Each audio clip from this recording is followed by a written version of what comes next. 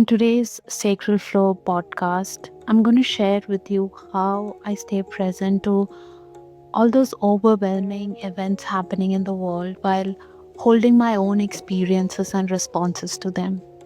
I believe you might also be experiencing a conflict of sorts, the temptation to withdraw into world events away from yourself or to withdraw into yourself away from what is happening in the world.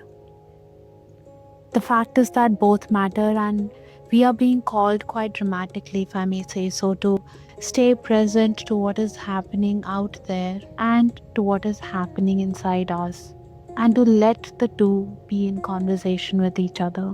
A little bit about where I'm coming from. I'm someone who works from and with the pelvis. What I mean by that is that my sense of intuiting and understanding the world comes through my connection to the pelvic region, the womb and its rhythms, and everything that the pelvic bowl holds physically, emotionally, and spiritually. It's something I struggle to define even though I teach this work, because it isn't about the physicality of the body in the way a physiotherapist or the medical industry might approach. And it is also not what you typically see labeled as Tantra with its language of femininity, the goddess, sexuality, and masculinity. It's also not about yoga and the physical fitness world. It's something different, something more quiet and more mundane than all of that, and yet entirely available to you if you are willing to pay just a little extra attention. What I feel is that a woman's connection to the earth and the elements lives through her pelvis, through what she carries there. This region is, in a very real sense, her instrument for gathering and processing intuitive information. Much like how we speak of a gut feeling, the pelvis holds a deeper layer of that, a kind of somatic knowing that receives, filters, and metabolizes what the thinking mind alone cannot. And actually, a woman's body already knows how to do this. Her monthly rhythm, the cycle she lives inside of, teaches her this whether she's consciously aware of it or not. There is a part of every cycle that asks her to go inward, to sit with discomfort, with pain, and through the recurring experience, she learns a great deal about herself. She learns what it feels like to push the pain away, to power through it. And she also learns, often slowly over many cycles, what it feels like to hold it with love and care instead. And when she does that, something shifts, something opens. The body, when it is listened to, doesn't dramatize or catastrophize. It simply shows you what is true.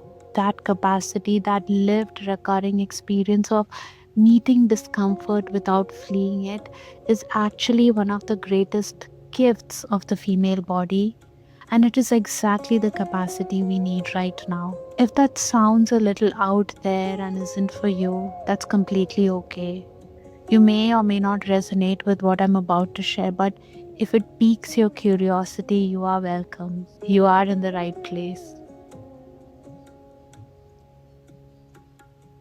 So, how do we stay present with what is going on in the world while also staying present to ourselves, holding all the reactions and responses it stirs up in us? What we are experiencing right now is something most of us were not prepared for. If you are somewhere between 30 and 60 years old, you likely grew up with parents who had a sense of long term stability, who could plan for the future with some reasonable belief that the world would stay more or less as they knew it. Even through recessions, even through COVID, we managed somehow to hold on to that belief. The world was shifting, yes, but it didn't feel entirely unmoored. So, what's different now? It's the recent wave of geopolitical and national political events that feel increasingly unhinged. And it is stirring up anxiety in most of us in ways we don't quite know how to meet. Some of us may feel a tentative calm, telling ourselves we survived COVID, so we can survive this too. But there's something fundamentally different this time. With COVID, we still believed things would return to normal eventually. Now we sense that the normal itself is changing, and changing at a speed our bodies may struggle to keep up with. The shift is happening alongside rapid rise of AI, climate change that continues largely unaddressed, and the constant churn of national and global politics, all layered, all interconnected, all competing for our attention. There is barely space in the news cycle to even speak about what is happening to the earth beneath our feet, to our lands, our waters, the air, and I could go on. These are all the forces at play, and in some way or the other, everything we are experiencing traces back to them.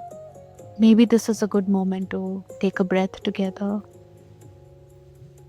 letting the inhale reach as deep as it can, and then releasing slowly.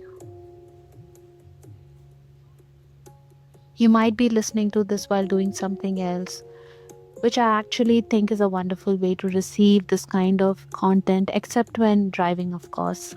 Personally, I find it easier to absorb something when part of me is physically engaged, doing something with my hands like cooking, making art, crocheting, or when I'm on a walk, working out. One part of the brain attends to the language, the other is occupied with movement. And there's something meaningful in that balance. Research on how we process difficult or emotionally loaded information suggests that rhythmic bilateral movement, like walking, working with hands, any repetitive physical engagement actually helps both hemispheres of the brain to work together. The body in motion creates the condition for the mind to integrate what it might otherwise resist or shut down. So, multitasking here isn't a distraction, it's actually a form of processing. And perhaps that's where we begin to find some clarity for how we hold and process all the information coming at us. Not how to have all the answers about what's unfolding in the world, but to hold ourselves through it. How to stay present without shutting down, how to notice what is arising in us and why, and also to know that we have the capacity to reflect, to contemplate, and to respond even while carrying all the anxiety that comes with it. So, I want to share three things that I keep coming back to, not as solutions, but as ways of meeting all of this without shutting down. And I'll share them the way I have come to know them through my own experience because I think that's the only honest way to offer anything right now. The first thing is something that I have already shared, that I need to be doing something with my hands and with my body when I'm taking in complicated or difficult information. The second thing I notice is something that, again, I sort of mentioned it before, what a woman's body already knows, even if the mind hasn't caught up with it yet. If you have ever been in that kind of pain that comes with your cycle, you know that at some point, without anyone telling you, you breathe down. You place a hand on your lower belly. You stop fighting the sensation and let your breath drop towards it. Something in you knows that going toward the pain rather than away from it is the only thing that actually helps. That same gesture, that same descent of breath into the lower belly and the pelvis is available to you at any moment. Try it now if you like. Just let your breath drop down lower than it usually goes. Let it reach the belly and the lower belly. And if it feels natural, let your hand rest there too. You don't need to do anything with what you find. You're just checking in. You're asking the part of you that sits beneath all the noise, beneath the news cycle, and the financial anxiety and the mental chatter, what do you actually know right now? What are you actually feeling? And this is not a breathing exercise, it's more like a conversation. And the more you practice having it, the more fluent you become in the language your body has been speaking to you all along. The third thing, and perhaps the most important, is about what we do when something genuinely unsettles us. The third thing, and perhaps the most important, is about what we do when something visibly unsettles us. And I want to be honest with you here because I think honesty is the only thing that actually is useful right now. I say it again. When the anxiety comes, my first instinct is Netflix. I say that without any judgment of myself because I think most of us have a version of that, something we reach out for that asks nothing of us and takes us somewhere else for a while. And that sometimes is okay. We need it. But I've noticed that when I do that in response to something that has genuinely unsettled me, I come back to myself a little emptier. The thing that upset me is still there. I have just added some distance between me and it.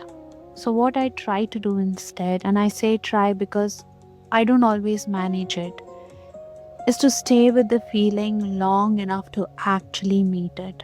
Not to analyze it immediately, not to fix it, just to feel what it is doing in my body. Where is it sitting?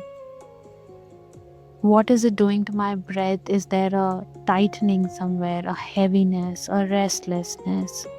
And then I get curious about where it came from. Was it a thought that arrived on its own, or was it something specific, a piece of news I read, a tweet I scrolled past, something someone said?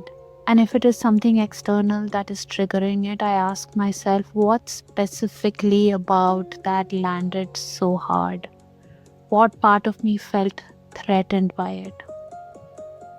Because that question, what part of me felt threatened, is usually where the real information. For me, right now, a lot of it comes back to the practical and deeply personal. I'm self employed, I'm potentially moving, I'm someone who has chosen to build a life on her own terms, and the world that is emerging with its unpredictable economies, its shifting job landscapes, the way AI is quietly restructuring entire industries doesn't offer a lot of reassurance to someone in my position. The sinking feeling is real, and I know I'm not imagining it. It's not an illusion. But here is what I have learned from years of working with the body. That sinking feeling is not a verdict. It's a signal. It's my body saying, pay attention. Something is changing. Get ready. And when I can meet it that way, when I can sit with it or move with it, or sometimes just make something with my hands while it's present in me, something shifts. Not the circumstances, not the uncertainty, but my relationship to it. I move away from the feeling of something is happening to me which makes me feel helpless, to a feeling of I'm someone who can meet what is coming. And I think that is what all three of these practices come back to in the end. Not fixing the world, not having answers, but staying in relationship with yourself while the world does what it's doing. Keeping that thread intact, because when you have that, you have something to guide you even when the ground is moving.